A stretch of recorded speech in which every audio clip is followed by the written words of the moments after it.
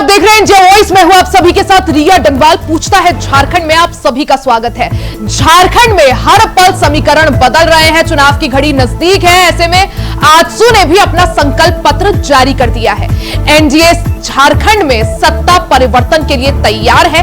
अलग अलग पैतरे आजमाए जा रहे हैं, लेकिन 81 सीटों वाली झारखंड विधानसभा में सभी पार्टियों की नजर एसटी आरक्षित 28 सीटों पर है। ऐसे में यह साफ है कि झारखंड में सत्ता तक पहुंचने के लिए ये 28 सीटें ही कामयाबी की सीढ़ियां हैं। आजसू ने अपने घोषणा पत्र में महिलाओं, युवाओं, आदिवासियों और दलितों को साधने की कोशिश की है। जहां महिलाओं को नौकरी में आधा आरक्षण, 200 यूनिट फ्री बिजली, गरीबों को सालाना 1,20,000 रुपए देने और 10 रुपया परीक्षा शुल्क का वादा कर आजसू ने हर वर्ग और तबके को साधने की कोशिश की है। अब सवाल यही है कि क्या आजसू और बीजेपी जनता को साधने में कामयाब होते हैं या फिर 2019 की तरह ही एक बार फिर हेमंत के साथ हाथ सत्ता की चाबी लग जाती है। एक रिपोर्ट आपको दिखाते हैं।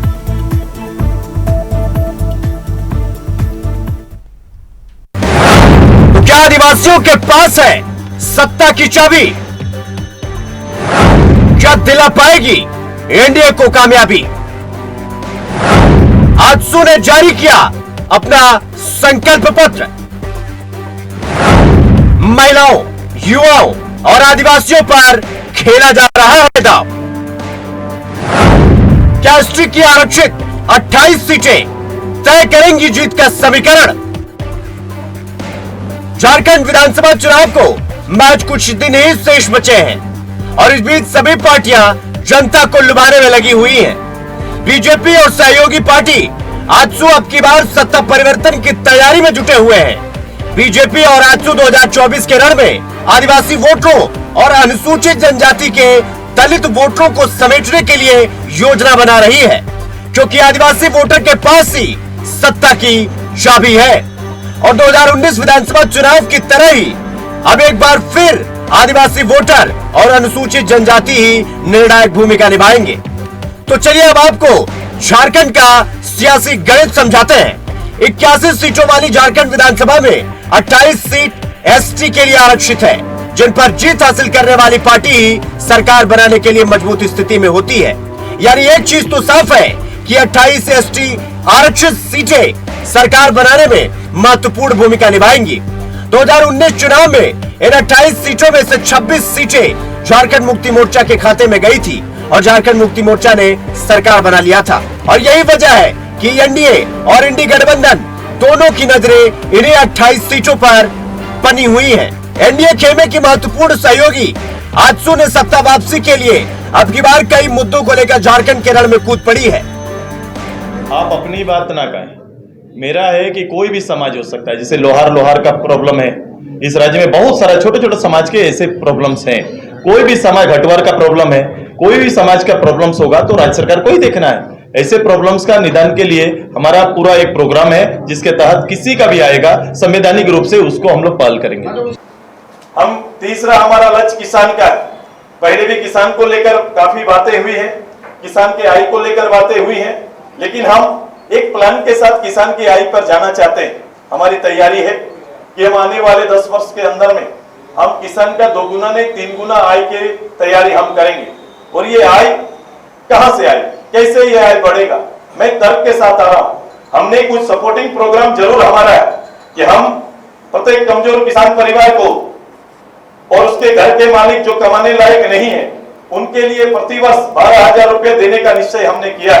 अच्छा सवाल आपका, मैंने अभी तक सुन लीजिए, अभी तक कोई भी योजना में गड़बड़ होता है, अराजकता होता है, उसमें हमेशा अधिकारियों की टीम बनाई जाती, अधिकारी की टीम बनाई जाती है और जांच का हिस्सा होता है। मैंने पहली बार कहा पंचायत से लेकर, मैंने पंचायत के अंदर में आप देखेंगे कि पंचायत के अंदर में पंचायत से लेकर सचिवालय तक अगर किसी तरह की योजना या किसी विषय में किसी तरह का भ्रष्टाचार पनपेगा या सुनाई देगा या दिखेगा, उसके लिए मैंने जनप्रतिनिधि और अधिकारी दोनों को संयुक्त रखा है और दोनों की संयुक्त टीम रहेगी।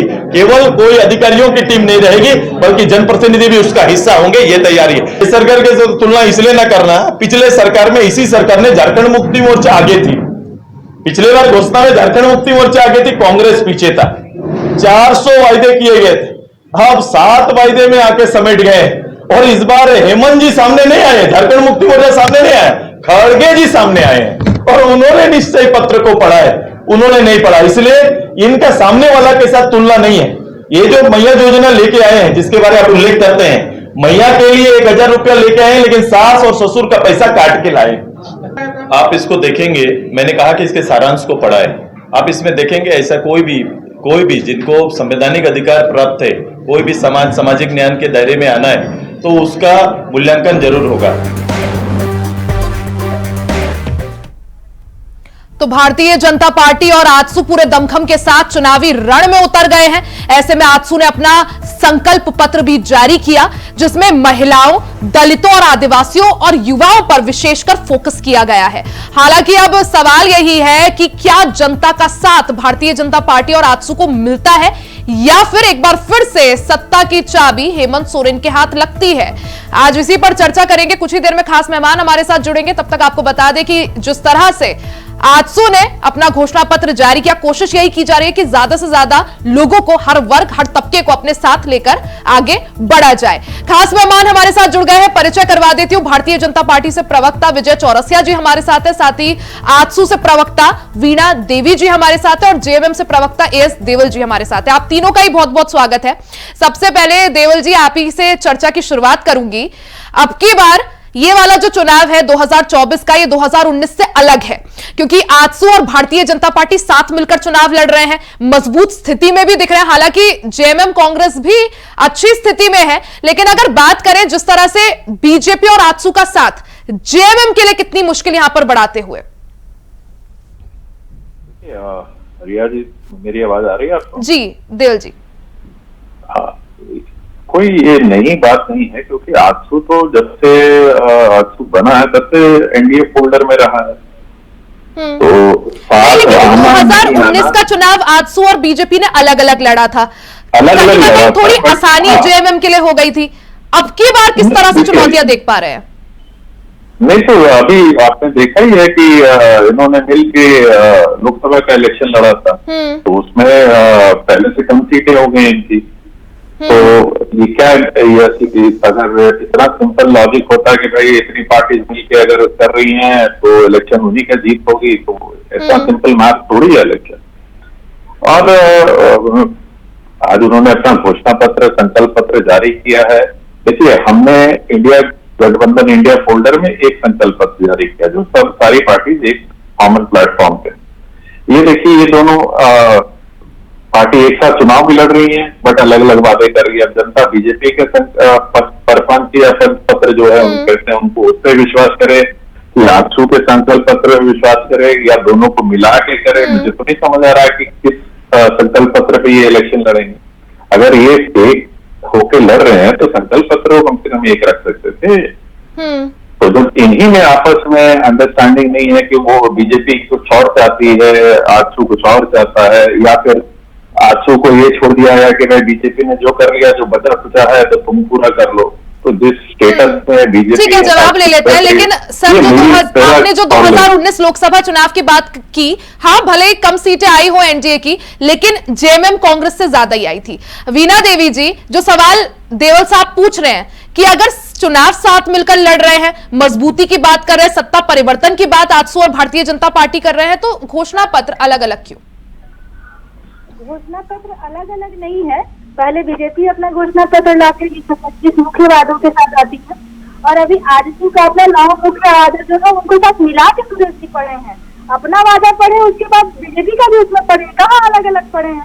आपका सोचने और देखने का नजरिया अलग है। कि इन्होंने 2019 में इतना झूठ बोल दिया जिनके माननीय मुख्यमंत्री जी, कि इस बार ये प्रेस विज्ञप्ति में क्या लेकर आते, इसीलिए खड़गे जी को आना पड़ा। और खड़गे जी आकर झूठी वादा कर रहे हैं, क्योंकि इनका जो पहले का वादा था वो पूरा हुआ नहीं था। तो जेएमएम अपना संकल्प पत्र खुद कैसे पढ़ती, किस मुंह से पढ़ती, बताइए? झारखंड के हर वर्ग को छलने का काम किया इन लोगों ने। और अभी अब जब सुदेश जी झारखंड को लड़कर अलग करने में अहम भूमिका निभाए हैं। आज जब सुदेश जी अपना संकल्प पत्र पढ़ रहे थे ना, तब लग रहा था जिन्होंने राज्य को अलग किया उसके राज्य के सपने कैसे होंगे। ऐसा लग रहा था जैसे राज्य को अलग करने वाले लोगों के लिए सचमुच में झारखंड का एक स्वर्णिम सपना वो पढ़ रहे थे। और देख लीजिएगा आने वाले दिन में बीजेपी और एनडीए की जो गठबंधन है हमारी एक एक चीजों पर कार्य करेगी, क्योंकि आजसू और बीजेपी जो करती है ना वो करके दिखाती है, झूठे वादे नहीं करती है। देवल जी जवाब दीजिए, वो कह रही हैं झूठे वादे हम नहीं करते, और क्या यही वजह थी कि अब की बार आप लोगों के घोषणा पत्र के दौरान हेमंत सोरेन थोड़ा पीछे थे, खड़गे साहब आगे थे, क्योंकि पिछली बार जो वादे किए गए थे वो पूरे हुए नहीं? जी, अब ये तो हम डिस्कशन कर रहे हैं पॉलिटिक्स पे कि मनोहर कहानियां पढ़ रहे हैं कि कौन किसने वो घोषणा पत्र पढ़ा किसने नहीं पढ़ा। खड़गे जी कांग्रेस के राष्ट्रीय अध्यक्ष हैं और माननीय मतलब सबसे बुजुर्ग हमारे नेता हैं, तो उनसे अगर पढ़वा लिया तो हमने तो बुजुर्गों की इज्जत की है। तो अगर अब ये बताइए कि जब हमने कहा कि अडवाणी जी के यहाँ राष्ट्रपति क्यों गई, अडवाणी जी को बुला के तो इन्होंने कहा था कि नहीं बुजुर्ग हैं इसलिए उनके यहाँ जाना पड़ा। तो जब हम बुजुर्ग की इज्जत करें तो गलत बात है, ये जब बुजुर्ग की इज्जत करें तो बहुत बड़ा इनके लिए ये है। देखिए ये सब कहानियां हैं। जी वीणा जी जवाब दे रही है। ये मेरी बात कंप्लीट होने दीजिए, मेरी बात कंप्लीट होने दीजिए। ये अब देखिए नया नैरेटिव लेके आ गया कि भाई किसने संकल्प पत्र नहीं पढ़ा, इन्होंने नहीं पढ़ा। अरे आप जनता के बीच में जाइए, हमने जो जनता को बोला था हमने अपने संकल्प पत्र के माध्यम से बता दिया। अब आप जनता के बीच में जाइए, जनता क्या रिएक्शन कर रही है, उसका क्या नहीं कर रही है, ये 23 तारीख को पता चल जाएगा। हम यहाँ बैठ के अब देखिए किस किस चीज पे बातें हो रही है। हेमंत सोरेन ने अपने एफिडेविट की उम्र सही नहीं भरी, प्लॉट सही नहीं बताए। देवल जी अब तो चर्चा का विषय था तो बात होगी ऐसे, वरना जनता सवाल पूछेगी ना कैसे 5 साल में 7 साल उम्र कैसे बढ़ गई। जो एक जागरूक मतदाता होगा सर, देवल साहब जो जागरूक मतदाता होगा वो जानना चाहेगा, प्रश्न पूछेगा, उठेगा ये प्रश्न। वीणा जी रिया जी आप देखिए हेमंत सोरेन का तो उठा लिया, तो 5 साल में जो हेमंत सोरेन के अगेंस्ट में जो इलेक्शन लड़ रहे हैं उनकी 6 साल कैसे बढ़ गई, इस पे तो आपने कभी क्वेश्चन नहीं पूछा। नहीं किसकी बढ़ी पूछ लीजिए देवल साहब। जो कैंडिडेट बरहेट से हेमंत सोरेन जी के अगेंस्ट लड़ रहे हैं उनका दोनों एफिडेविट निकाल के देख लीजिए, उनकी 6 साल बढ़ गई 5 साल में। तो आपने कभी एक बार भी पूछा क्वेश्चन? नहीं अभी पूछ लेते हैं सर, चौरसिया जी हमारे साथ ही जुड़े हैं। एक बार पहले वीणा जी कुछ सवाल रीजन मैं बता देता हूँ आपको क्यों बढ़ गई। क्योंकि बोले ना कि हमने मनोहर कहानियां, मुझे नहीं लग रहा था कि हम संकल्प पत्र पढ़ रहे हैं कि आप मनोहर कहानियां पढ़ रहे हैं, ऐसा उन्होंने कहा। मुझे इनकी मनोहर कहानी वाले शब्द से आपत्ति है, क्योंकि मनोहर कहानियां सुनाकर पिछले बार आप सरकार बना चुके हैं और हम मनोहर कहानियां नहीं बताते हैं। सुदेश जी ने जो करके दिया ना वो 1% भी अगर आपके मुख्यमंत्री और वर्तमान विधायिका कल्पना सोरेन जी ने की होगी ना तो हम चुनाव से बैकआउट कर देंगे, हम नहीं लड़ेंगे चुनाव। आप मुझे बताइए कि सुदेश जी अकेले अपने सिर्फ विधायक के पद पर होते हुए दिल्ली में मध्याह्न भोजन 8 से 12वीं क्लास तक के कक्षा को देने का कार्य क्या आपके हेमंत सोरेन जी ने किया? अपने स्कूल के लिए अपने बच्चों के लिए स्टूडेंट एक्सप्रेस चलवाया, क्या आपके हेमंत सोरेन जी ने किया? जब वो सत्ता पर आए हैं तब तो राज्य हित में कार्य करते हैं। पंचायती राज का चुनाव में आपने फिर से करवाया 25 सालों के बाद, आपके हेमंत सोरेन जी ने अभी क्या करवाया 5 सालों में? और गरीब के थाली से इन्होंने रोटी छीन लिया, गरीब के थाली से इन्होंने खुशियां छीन ली, उनके घर से उनके युवाओं के माँ बाप के हाथ से बच्चों की जिंदगियां छीन ली। और फिर भी आप कहते हैं कि हम मनोहर कहानियां पढ़ रहे हैं। मनोहर कहानियां पढ़कर आपने झारखंड को 5 साल बर्बाद किया था और आप बर्बाद करने नहीं देंगे झारखंड को। और एनडीए और आजसू इस तरह से बता दीजिए आपको आप भी बहुत सारे प्रश्न किए और सवाल घूम फिर कर देवल साहब यही बार बार बीजेपी और आजसू उठा रहे हैं कि जो वादे किए गए थे क्या वो वादे पूरे हुए? रिया जी सरकार बनाई और राज्य को बर्बाद करने का रिया जी मुझे ये कह रहे हैं कि हमने झारखंड को बर्बाद कर दिया। ठीक है, इनका यही कहना है कि हमने 5 साल में झारखंड को पीछे ले गया। तो प्लीज आप सेंट्रल गवर्नमेंट के जो इकोनॉमिक डाटा है वो निकाल लीजिए और झारखंड की स्थिति 5 साल पहले कहाँ थी और आज कहाँ, इससे इनको बता दीजिए कि हम झारखंड को पीछे लेके गए हैं कि झारखंड आगे आया है ना। मैं बोलूंगा तो ये बोलेंगे नहीं ये मन। आप प्लीज अपने पीसीआर को बोलिए कि वो डेटा निकाल ले जीडीपी ग्रोथ का, इकोनॉमिक फैक्टर्स का जो भारत सरकार इशू करती है और झारखंड की उसमें 5 साल पहले कहाँ था, आज कहाँ है, ठीक है। vis-a-vis इंडिया के। चौरसिया जी, पिक्चर क्लियर हो जाएगी। अब मैं बोलूंगा तो ये बोलेंगे मन गढ़ंत कहानियां बोलते हैं, मन गढ़ंत ये आंकड़े देते हैं, तो आप आंकड़े निकाल लीजिए। आपने अभी ये शब्द का प्रयोग किया था जिससे मुझे आपत्ति है। अब जिस पर मुझे आपत्ति थी, मैंने कभी नहीं कहा कि आप मनोहर कहानियां पढ़े। आपने जब कहा तब मैंने कहा कि मनोहर कहानियां पढ़कर तो आपने झारखंड को अरे मनोहर कहानियां तो एक बहुत फेमस मैगजीन था। आप मनोहर कहानियां तो बहुत फेमस मैगजीन था इंडिया का। जब टीवी नहीं था तो लोग मनोहर कहानियां ही पढ़ते थे। दौड़ते हुए अपनी जान गंवा दिए 20 सिपाही का, इसका तो डेटा होगा ना झारखंड सरकार के पास। 20 बच्चा अपना जान गंवा दिया उत्पाद सिपाही के दौड़ में, इसका डेटा तो होगा ना झारखंड सरकार के पास।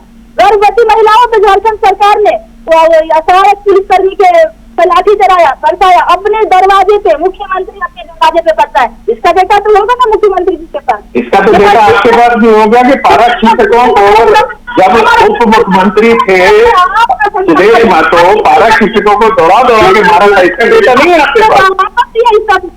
आप कैसे कर सकते हैं कि मेरी कहानियां है मनोहर और आपकी जो संकल्प पत्र हो विकास की नई धारा लिखेगी, ये शब्द बहुत अनुचित आपने प्रयोग किया।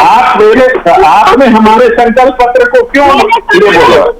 आपने क्यों बोला? शुरुआत किसने की थी? शुरुआत किसने की थी? ठीक है देवल साहब, ठीक है। चौरसिया जी, आप पे सबसे पहले तो काफी देर से पहुंच रही हूं, लेकिन सवाल यही सर कि झारखंड में जो 28 सीटें एसटी आरक्षित हैं वो सबसे ज्यादा महत्वपूर्ण मानी जाती हैं। 2019 चुनाव में 28 में से 26 सीटें जेएमएम जीती थी और ये 26 सीटें काफी महत्वपूर्ण रही, जिस वजह से जेएमएम ने सरकार भी बनाई। अब की बार अगर बात करें किस तरह से इन 28 सीटों के गणित को बीजेपी देख पा रही है, क्योंकि अगर देखा जाए तो लोकसभा चुनाव में आदिवासियों के लिए आरक्षित जो 5 सीटें थी सभी बीजेपी हारी एक तरह से, तो चुनौतियां बीजेपी के लिए भी बहुत है। जी बिल्कुल, चुनाव चुनौतियों के साथ ही आती है रिया जी, और सच्चे सिपाही उसका मुकाबला करते हैं। 5 सालों के इनके कार्यकाल में रिया जी जो सबसे ज्यादा छला गया वो आदिवासी समाज ही छला गया। आप चाहे जमाई बस्तियों की बात करें, चाहे रोहिंग्या और बांग्लादेशी मुसलमानों के घुसपैठ की बात करें, चाहे आप उनके बहू बेटियों से दुराचार और जबरन शादी की बात करें, सबसे ज्यादा अगर इस सरकार में कोई छला गया है तो आदिवासी समाज छला गया है। जो आदिवासी समाज कभी ऐसे घुसपैठ मुसलमानों के साथ लोहा लेता था, हमें लगता है कि देओल साहब को याद होगा या नहीं याद होगा अपनी पार्टी की, मतलब क्या कहते हैं, हिस्ट्री। मैं इनको जामताड़ा का चिरूडी गोलीकांड की याद दिला देता हूं, अगर देओल साहब को संज्ञान में होगा, चूंकि बुजुर्ग हैं, होना चाहिए। चिरूडी हत्याकांड में 13 मुस्लिमों को मार दिया गया था और वही परिदृश्य था उस समय भी जो परिदृश्य अभी संथाल परगना में है। उस समय भी आदिवासी यही कहते थे, यही कह करके अपनी पीड़ा बताते थे कि हमारी बहू बेटियों को साथ जबरन शादी करके हमारी जमीनों को इन घुसपैठिए मुसलमानों ने लूट लिया है। और उसी को कह करके इसी बात पे वहां दंगा भड़का था। और मैं आपको बता दूं कि चौरसिया जी, आप ये बता रहे हैं, देवल साहब अभी थोड़ी देर पहले कह रहे थे कि 5 साल पहले की क्या स्थिति थी, अब क्या है, डेटा मंगवा लीजिए। मैं डेटा जहां पे रिया जी सच के सामने किसी प्रमाण की आवश्यकता नहीं है। मुझे अपनी बात कंक्लूड करने दीजिए, मुझे अपनी बात कंक्लूड करने दीजिए, देओल साहब से आप ले लेंगे। रिपीट कर दीजिए, मैं साल जानना चाहता हूं, जबकि आप ये घटना किस साल की है वो बता रहे थे, वो साल जरा प्लीज रिपीट कर दीजिए। साल? हाँ जी, साल आप बता दीजिए कब की घटना है।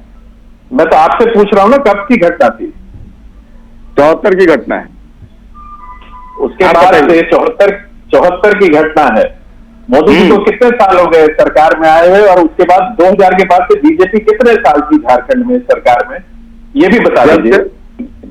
जब से मोदी जी आए हैं ये चीजें रुकी है, लेकिन जब राज्य सरकार सहयोग नहीं करेगी। 4 महीने पहले एक सुन लीजिए पूरी बात, 4 महीने पहले एक रोक दी, चेंज कर दिया, और 4 महीने पहले ये बोल रहे हैं कि डेमोग्राफी चेंज हो गई। ये देखिए, आप रिया जी इनसे पूछ लीजिए चाहते क्या है कि मोदी जी ने सब कुछ अगर ठीक कर दिया था तो आज ये बीजेपी को मुद्दा उठाने की जरूरत क्या थी? बताइए चौरसिया जी।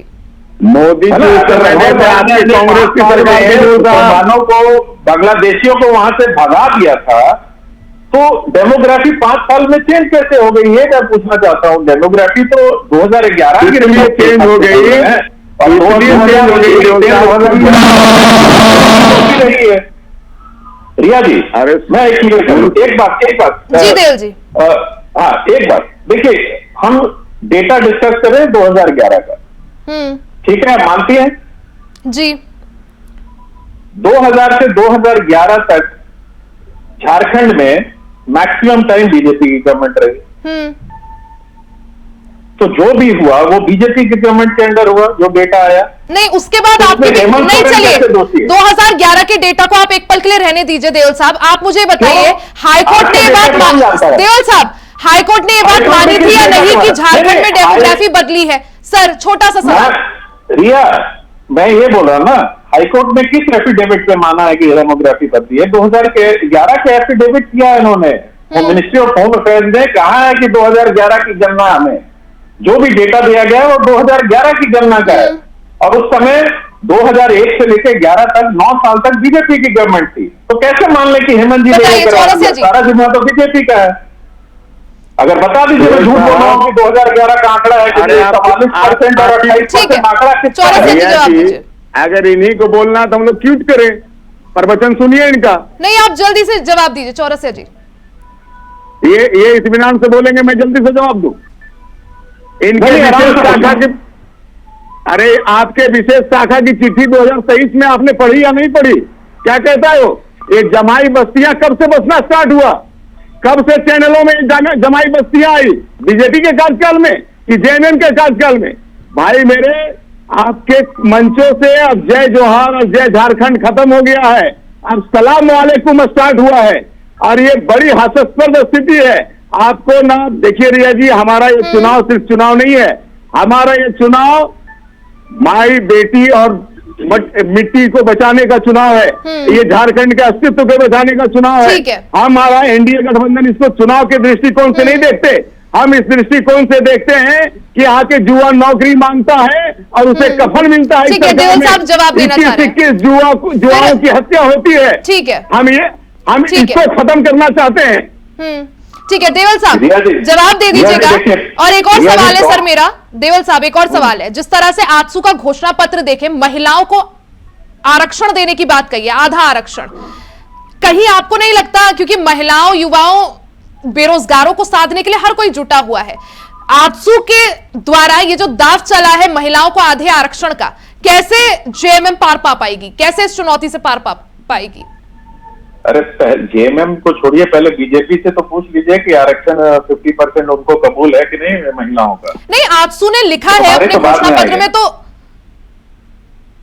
बिल्कुल कबूल है। बिल्कुल ठीक है, वीना जी जवाब देना चाह रही है, आपको वीना जी जवाब।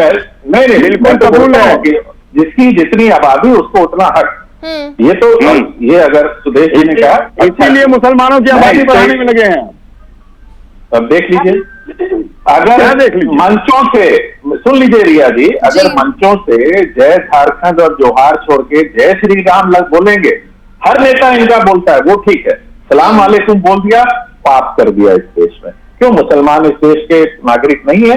आज डिक्लेयर कर दीजिए। मैं उनसे भी पूछना चाहता हूँ, हमारी बहन बैठी है आजसू की, क्या सलाम वालेकुम बोलना, स्टेज से मुसलमानों का इबादत कर, मतलब उनको वेलकम करना, और जय श्री राम बोल के हिंदुओं को वेलकम करना, ये दो अलग बातें हैं कि या सेम बातें हैं? मैं ये पूछना चाहता हूँ, जय झारखंड और जोहार छोड़ के क्या सलाम वालेकुम बोल के कोई बात किया है?